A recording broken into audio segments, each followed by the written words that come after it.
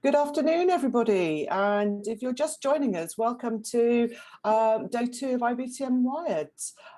We've had an amazing day full of education. We've learnt loads of top tips and tools, how to make the future of our events better. And it's been a really, really exciting day. I'm delighted to welcome Scott Craighead, the Vice President of the Exhibition and Events at IAEE. Scott has been involved in the events industry for over 18 years. He doesn't look old enough for 18 years. He's been producing exhibitions and events in the US as well as globally. And he's currently responsible for the marketplace initiatives for the IAEE and the Centre for Exhibition Industry Research. Scott's going to be talking about the essential considerations of the safe reopening of exhibitions and events. If you want to ask him any questions, please go to the right-hand side of your screen, which has the Q&A box, and we'll be holding the questions after Scott's presentation. So without further ado, I would like to hand over to Scott. Thank you, Erica. It's really great to be here with you. Look forward to sharing some information and also hearing from you. For the Q&A, we'll be sure to make plenty of time for your questions. Look forward to some open dialogue and hopefully learning from the audience as well as we all navigate these very tricky waters of reopening our business as we emerge from the pandemic. So first, does everyone see my screen, just the screen of the presentation? Just to confirm, I guess my Erica's on mute. I'll go ahead and continue, assuming that's the case. And so we launched in my leadership role for IAEE, the International Association of Exhibitions and Events, which represents over 10,000 exhibition event industry professionals across the globe. We're in around 40 countries. We developed a reopening plan early on, starting in April of 2020. We got assembled together a group of professionals representing various segments of the industry. We wanted to make it a collaborative effort, and we were able to engage with these individuals right here, representing a lot of different parts of the business of the exhibitions and events industry. With that, we've gone through 3 iterations of this publication, this white paper, with the 3rd edition being released in last May. We engaged with a lot of industry organizations to help us with this project, knowing that we would need to be collaborative from the beginning in order to make this an effective tool. So we used EACA for exhibitor-appointed contractors, EDPA for exhibit designers and builders, ESCA for exhibition services and contractors, IVM for venues, CISO for independent show organizers, Butane Insurance for risk management advice, and of course the trades, painters and allied trades, and the United Brotherhood of Carpenters representing labor. Most importantly, though, we knew that whatever work we did as an industry would need to be backed scientifically, as infectious disease science was not something that our industry had the knowledge about, and certainly weren't in a position to make decisions without advice from infectious disease experts. So we engaged with GBAC, the Global Biorisk Advisory Council, and it was our priority that whatever content we generated would have a backing from science, including GBAC as a key partner in our efforts to develop this content. I mentioned the 3rd edition came out recently. Obviously, it's an ever-evolving science with the pandemic, and of course, we need to respond to that change as it comes. So in the 3rd edition, we've added operational procedures from service contractors, including exhibitor on-site ordering, labor operational processes that have changed over the course of the year, COVID-19 testing options and operational considerations, new legal considerations for vaccines and testing mandates, risk assessment tools in determining risk level and mitigation measures, and additional resources from the Center for Disease Control and Prevention, the FDA, Food and Drug Administration, and the Exhibitor Services Contractor Association. So we'll take a look at these updates and the outline of the work to give you an overview. Hopefully many of you had an opportunity to consume this information. If not, we welcome you to on IEEE Store to download. So the first area that we want to talk about was the general principles for health and safety operations, the feasible and practical measures which we all are become keenly aware of through the media, global media, as far as what we need to do as individuals. That means keys to prevention, distancing, face masks, face coverings, touching your face, hand sanitation and washing, temperature screening, and the proper handling of symptomatic individuals. So we had to set the stage as far as what are the most important elements that have to be considered as you devise a plan for your event. And one of those first things to do as an event organizer is developing a risk assessment. So we included a risk assessment in the general principles section of the publication. Risk assessment includes the location which your attendees and exhibitors are traveling from, the capacity and resources of the local health system, show floor density, the types of interactions planned amongst the attendees and exhibitors, the attendee flow and user experience of the event, the health and age of the attendees and exhibitors, the venue type, the event duration, and the accreditations held by venues such as GBAC, and of course identifying hazards like high touch point areas. Next, we go into communication, education, and awareness, obviously being a major part of what the show organizer will need to focus on, communicating out to your stakeholders, staying on top of the measures that you're putting in and making sure that you're communicating as effectively to your exhibitors, your attendees, and other stakeholders.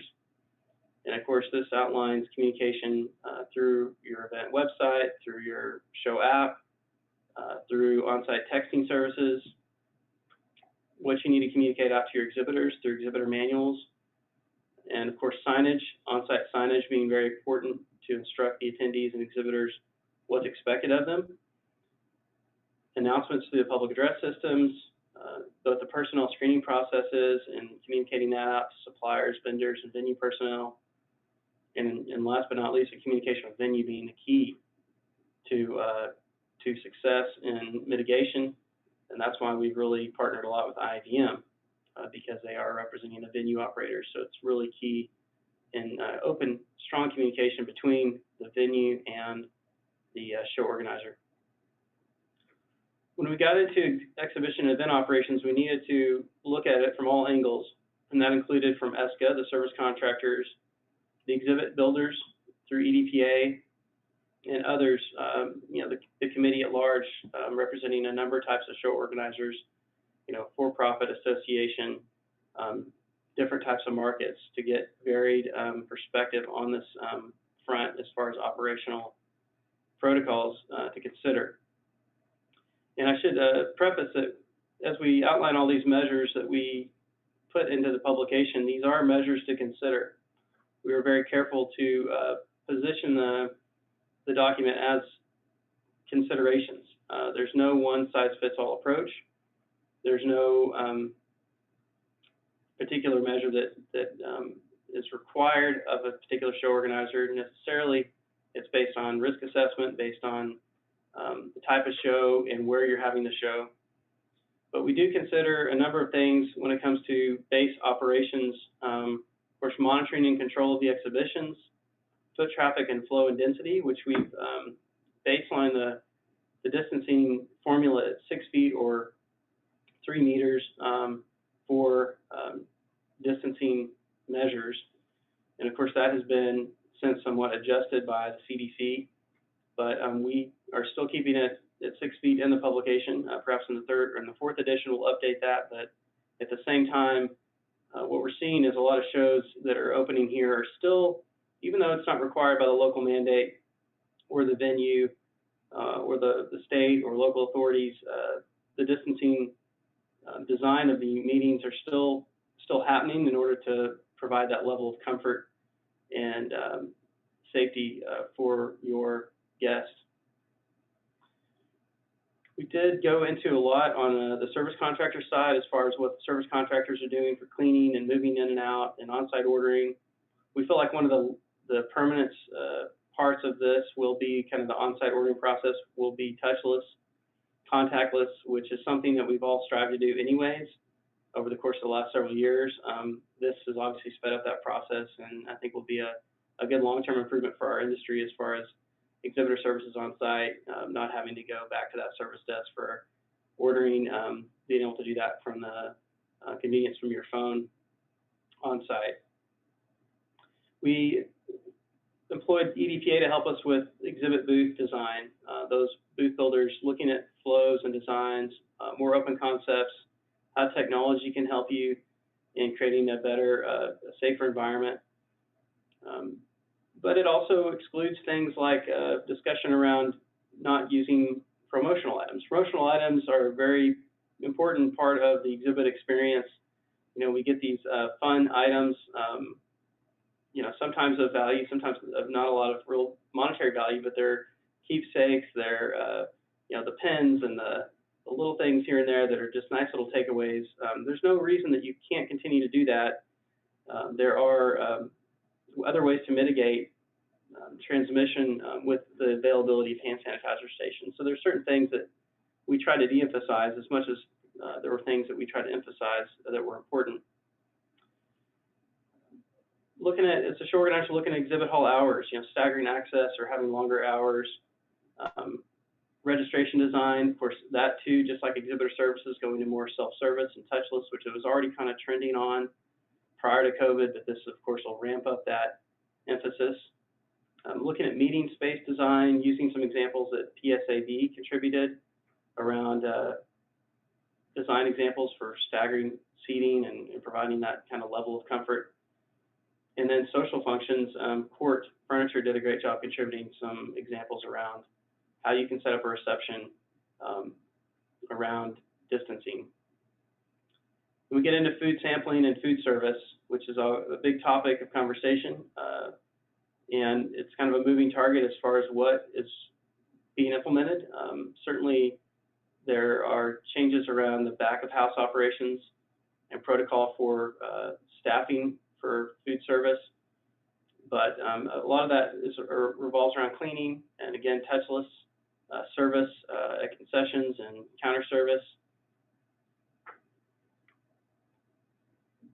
The paper goes into handling positive test use cases, such as designating quarantine areas and having designated local healthcare facilities, hiring a qualified healthcare provider for administering the test. You're dealing with really sensitive information, so if you are going to be gathering health information from your attendees, it's something to be considered around the privacy, the data privacy concern. In the United States, we have what we call HIPAA, which stands for Health Insurance Portability and Accountability Act. HIPAA basically protects our healthcare information. So making sure that you're using a HIPAA compliant database.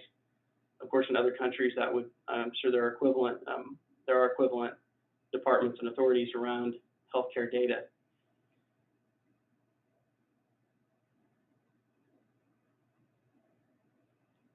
The other areas that the operations side went into: processing for negative test results, credentialing for entry to the event, you know, whether you use wristband stickers or badging that indicates an individual's tested negative on site, developing frequency of testing guidelines for individuals as it relates to the duration of the event, ensuring that any at-home tests the attendees are utilizing are FDA approved, or of course the international equivalent of FDA, which here of course stands for the Food and Drug Administration, which is the authority over our drugs pharmacy. Next, we went into Convention Center. Again, a key part of this project was working with our venue operators. And this section really just goes into all the protocols that venues have put into place. Many here in the U.S. have become GBAC certified or equivalent to other organizations as far as getting certified as far as their cleanliness and sanitation is concerned, and protocol around risk mitigation for infectious disease. The next section goes into legal insurance, which certainly is a big topic of concern for show organizers. We tasked our expert industry legal counsel on understanding what is available to a show organizer around COVID-19 as far as attendee waivers, you know, force majeure clauses, And in the latest piece on the legal and insurance around mandating vaccines, which has been very, of course, controversial. There's a lot of news around vaccine mandates from employers, from travel entities such as airlines, and it goes into the fact that there's no legal barrier to mandating testing before a show, but on vaccines it's a bit more complicated in the fact that we have things like in the United States called the Americans with Disability Act. So you can use ADA as an exception not to be vaccinated, and so it does add a little bit of issues as far as exclusions where those who are not vaccinated have a religious or a disability reason to not be vaccinated. And of course, what do you do about your employees as far as vaccinations are concerned? And there's still case law being generated by this, but there are a wider range of laws that may prevent an employer from mandating vaccinations. And mainly that concerns ADA, where an employee may claim that he or she declines to be vaccinated for religious reasons. Nonetheless, an employer should be able to refuse to permit an employee who declined vaccination for a protected reason to attend the show, as long as the employee is not terminated or otherwise punished. So all those things that are really interesting to consider, and we felt it important this last edition to have a solid piece on vaccination consideration as we make those decisions for our attendees and for our employees. Lastly, we go into the travel section, which most of us are all kind of keenly aware of what the travel protocols are, but we felt it important to include in the publication because we have to think about the travel experience of our attendees, the attendee journey.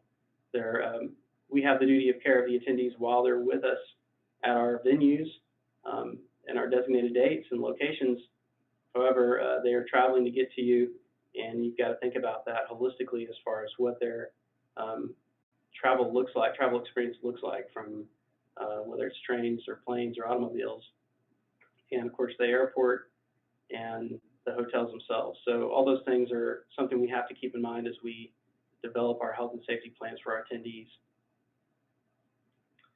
So that was a quick kind of outline and overview. I know it was a little fast and kind of a lot, but I wanted to kind of provide the essence of the publication to the audience. So hopefully we generated a lot of good questions around that content, and wanted to save plenty of time for a Q&A section. So I'm going to stop my screen share and get right into the questions. Thank you, Scott. Yeah, we've got a few questions for you. One of the questions is, this is obviously an essential tool for meeting planners to actually use as a key guideline, moving forward with, making sure that they're actually compliant with, the COVID compliance. Is this an international kind of white paper? That do you find that other countries are actually using your guidelines when they're starting to plan their events?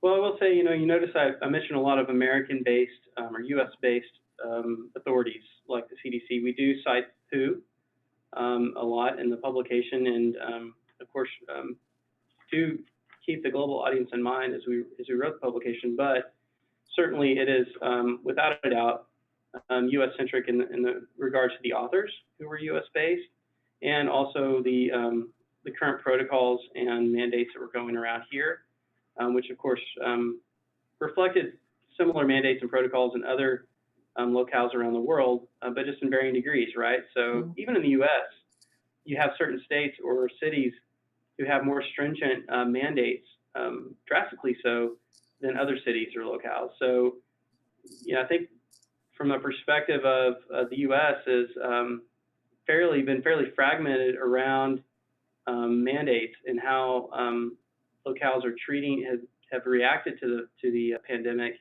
whether they're opening up early, such as Texas, where I'm currently located, where in Texas we kind of opened things up. We were one of the first to open up fully several months ago, and have never had the stringent kind of lockdown that some other locations like California, New York City have had in the United States. So, which may be kind of the case in Europe, right, where you have certain locations that are more mandated, and that's come in waves based on different outbreaks that have happened.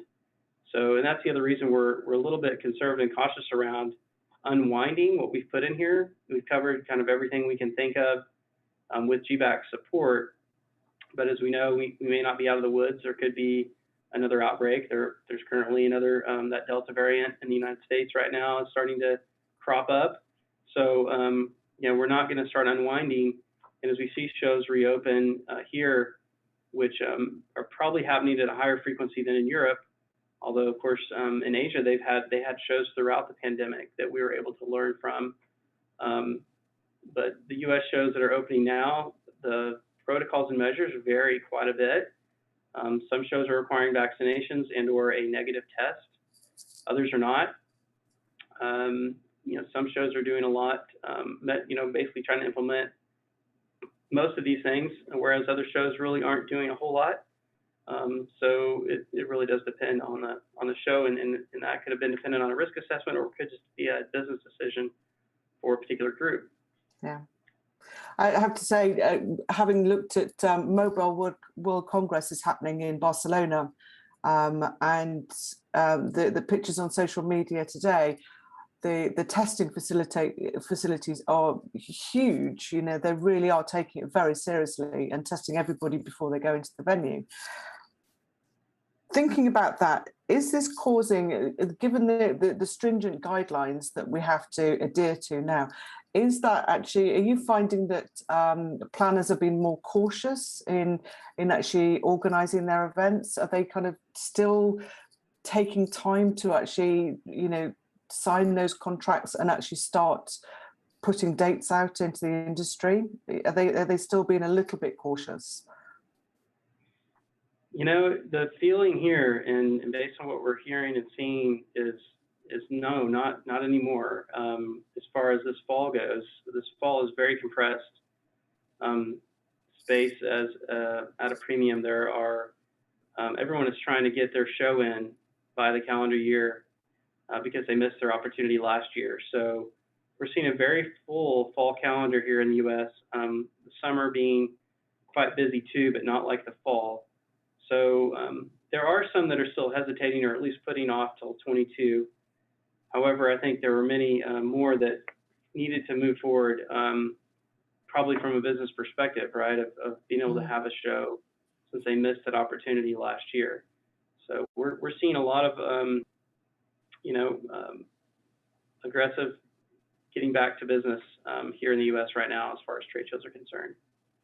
Which is good news, and I think maybe globally, I know we've got quite a few people from you know, lots of different countries that are watching.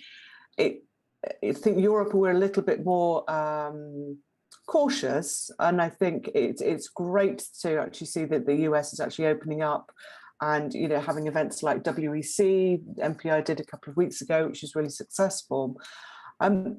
Just thinking about the kind of guidelines of sustainability has always been like number one priority for events. With all the kind of different guidelines that we're now having to do to make sure that our venues are COVID secure, has sustainability kind of dropped down on the list of priorities? Because obviously we're having to use a lot of single-use things, you know, and is that still kind of a priority for planners? It certainly should be. I mean, we're working on projects around that front still, and keeping that in mind as we look at these protocols. There are opportunities perhaps to reduce usage of materials that have come out of the pandemic. You know, there's been the issue of carpet, right, and carpet reuse. There's no scientific backing of the use or non-use of carpet. Our GBAC expert says, you know, flooring really doesn't matter unless your attendees are on all fours or eating off of the floor. So, but, you know, if you want to use, you know, kind of the going, you know, we hear about hygiene theater, right, and things you're doing that make people feel better, but may not have a lot of scientific backing, then, you know, you could find a reduction there as far as flooring, and be able to kind of simplify your design certainly I think there's a bit of a resetting of what's important in an event. As far as the large builds and extravagant design, a lot of groups are really kind of going back to the basics and thinking about the number one important part about what we do is connecting people. And you can still do that without a lot of extravagance, without a lot of overbuild or overuse of materials. So I think that can offset perhaps some of the single-use issues that you refer to. But it is certainly a concern, and we're seeing with like catering, which of course that's a big area of opportunity for sustainability, that that's varying quite a bit as far as what is being implemented. As far as the single use goes, I attended an event last week. It was delivered, served exactly the same way that it would have been pre-pandemic. So I feel like some of the caterers are kind of backing off of some of the and maybe over measures of single use serve. I think a lot of that's been addressed because when we first started out with this paper, in all of our efforts for thinking about protocol, surface transmission was still quite a thing. And we all, you know, I don't know about you, but the first month or so of the pandemic, you know, we were wiping things down at the house and cleaning surfaces a lot. And then, you know, the CDC and WHO came out, you know, 6 months ago or so, and finally said, you know, surface transmission is not really the primary way this thing is passed. You know, it could pass that way, but it's unlikely to. So I think with that, I think it will help us with maybe not over measuring and doing things that would be not sustainable, such as single use or over supplying certain functions that would be considered to be wasteful. Yeah.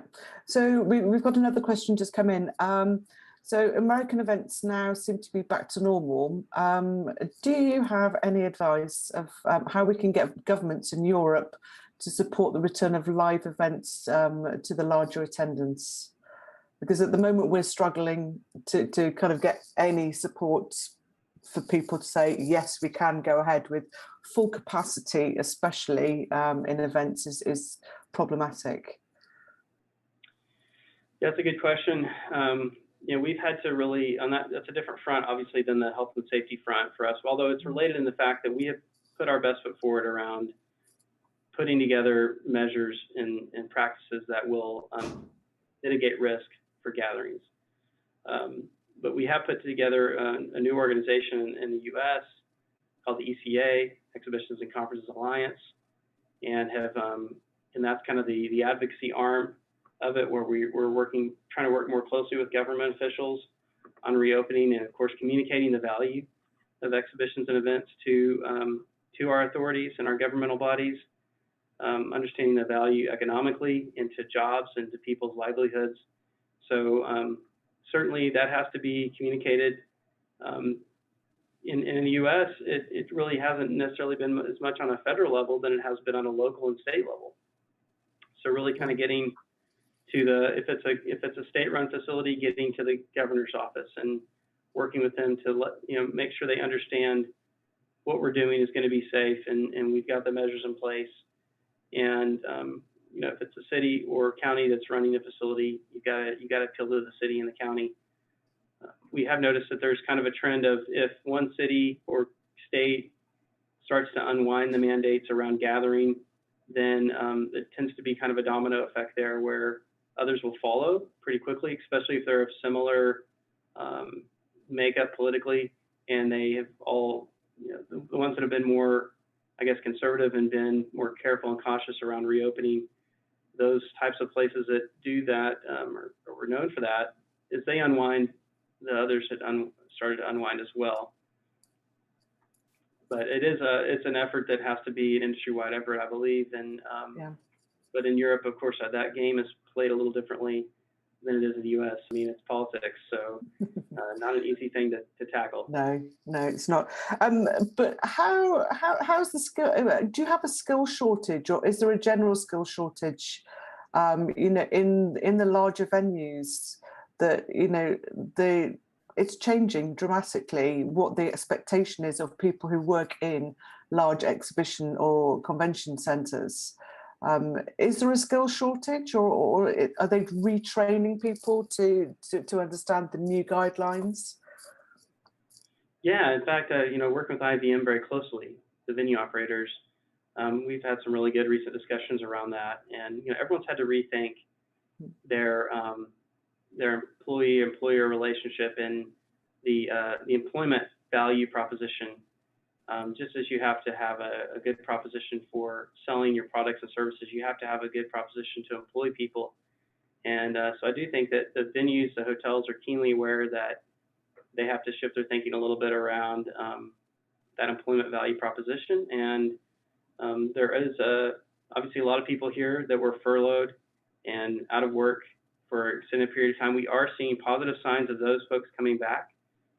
We've gotten some of our old account teams back in the last month from our contractors. So it is happening. We've had a lot of good discussions with our contractor community and our services community or supplier community around labor and of course the trade labor, union laborers are ready to go back. They're there and ready to serve, and we've seen evidence of that in Vegas, where we've had some successes with WEC, and even on a larger scale, World of Concrete was held a few weeks ago, and Surfaces International was held 2 weeks ago at MGM, and no signs of any sort of labor issues there. But yeah, I think we all have to kind of rethink the kind of return to work and what's that look like, and of course returning to work at a venue or in a building that operates 4 events. The expectations are going to be different there than they will be for show management or on the supply side. But certainly, we want to make this industry an industry of choice and make it an attractive place to work. And I think there will be some opportunities that come out of this as far as people who may have taken early retirement or have decided to move on for one reason or the other because of the disruption. That opens doors for new people to come in and be involved in the industry. So. But it's going to be a ramp up process. Most of the big employers are doing it in phases, where they've got kind of a phased approach of bringing people who are furloughed back part-time and then ultimately full-time. The volume of business is so heavy in the fall here that everyone is having to ramp up their employment pretty quickly to serve that business. Yeah. So it's interesting, isn't it? I mean, it's lovely. It's lovely that the US diary in the fall is looking really busy and robust.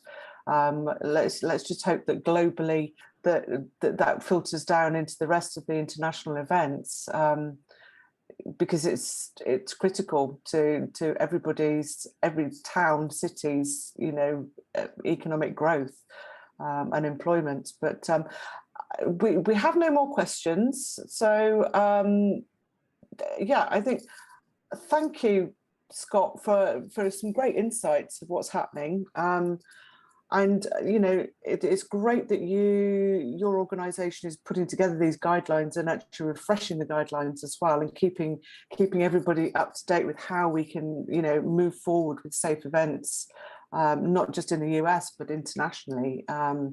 And I'm happy that events seem to be coming on board and starting to happen again, because we all need to have that face-to-face interaction. But yes, thank you for that. And just thank you to the virtual audience for joining us. That's a wrap for day 2 of IBTM Wired, the Americas. We've had a full day of education, and meeting the exhibitors, have been meeting all the hosted buyers and attending the education as well. Don't forget to join us tomorrow. We're going to be live for IBTM Wired Middle East and Africa, and that's another day of jam-packed education. So we look forward to seeing you all tomorrow. And have a great rest of the day and enjoy your evening. Thanks for having me, Erica. Thank you. Thanks, everyone.